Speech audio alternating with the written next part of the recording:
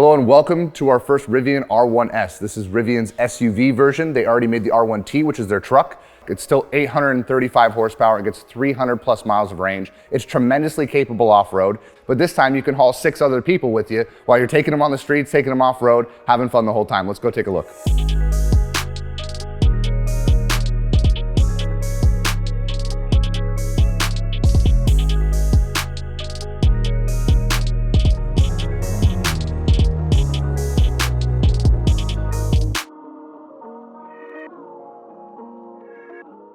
So let's start with the similarities between the R1T and the R1S. From here forward, this is the same vehicle. There are very minor differences up front, like the little cargo shelf has 2 magnets instead of 1. It's all about back here. Rivian's gotten rid of the gear tunnel, so you no longer have this cool kind of tunnel storage space between the cab and the bed, but they've added a bunch of seats. The rear doors are longer for ease of access to the 3rd row, and you've got way more cargo area in the back in terms of like height. Even though you don't have a truck bed, it's still tremendously capable in terms of its storage options. This is gonna be more practical for most people, I would think. So just because you've lost the truck bed back here doesn't mean you lose a bunch of space in terms of day-to-day cargo hauling. So back here, this lift gate opens up. It is power. It is a split folding tailgate as well, very Range Rover-esque. This time, this is not power. I kind of wish it was in some regards, but it's also one less thing to break, so I don't mind that too much. There's a bunch of space back here. With the 3rd row down, this is really all you'd ever want in terms of day-to-day hauling. You can fold that bench seat 2nd row down as well, and this becomes huge. I mean, I could sleep in the back of this thing, no problem. And then this also lifts up right here, so it's a lot flatter loading area. But back here, you still have all the capability of the truck in terms of kind of off-roady stuff. You've got power back here as well as your air compressor. I like that they kept that. Just because this thing isn't a truck and like real tough and rugged, this thing's still really capable off-road. They know people are gonna use it for off-road things. Having this air compressor and not losing it in the SUV and finding a way to integrate it cleanly is a really nice touch. So just because you can't lay in a gear tunnel doesn't mean you can't lay back here. With all these rows folded down, there is a bunch of space back here, especially with the split folding tailgate.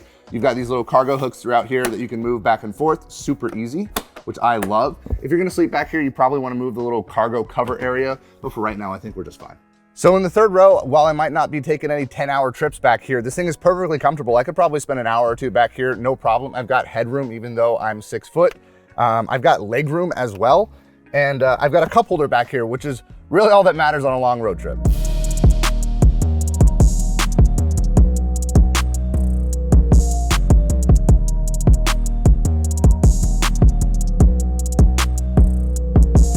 So while the differences on the R1T and the R1S are mostly out back, that's the same thing in terms of protection. We do paint protection film on this lower front bumper, the upper front bumper, this whole light bar, as well as we do the hood and the fenders.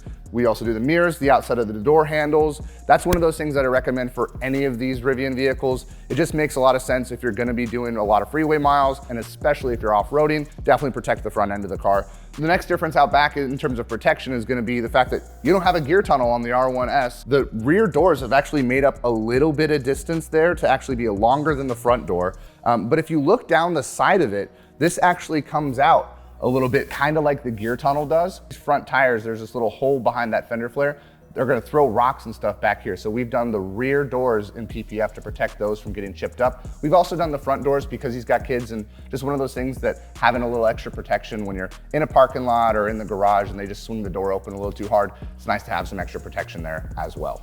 And then on the R1T, on the top of the tailgate, we usually do a strip there. Same kind of concept here. We've got some PPF on this top ledge. That way, if you were to kind of bring something up and over this little split gate, you've got some protection there as well. So after PPF, we did some window tint. We've actually taken these front 2 windows and matched them to the back privacy glass. This is like a 20% VLT or visible light transmittance. That seems to be the best match for the rear privacy glass. It's got not only sun protection of like UV and heat rejection, it's also got an added privacy bonus. Not only do you have the combination of the auto dimming on this mirror, you've also got a little tint, so it's just a lot nicer at nighttime. We also tinted the front windshield. Now, tinted is a little loose term. This is basically a clear film, so it's not gonna really darken the interior or visibility at nighttime at all, but it provides a bunch of heat rejection as well as UV protection for the cabin as well as all the passengers inside. And then to complete the vehicle, we ceramic coated the entire thing. This included paint correction and polishing beforehand. There were a couple dust nibs in the paint, so like little pieces of particulate or dust when the car was painted that kind of settled in and created like a little pimple. So we sanded some of that down, but you know, no car is perfect, comes with its share of factory defects. Ceramic coating is gonna make this thing a lot easier to clean, as well as have its sun and UV protection, stain resistance, and it's also gonna provide quite a bit more shine to the vehicle as well, especially after a proper paint correction.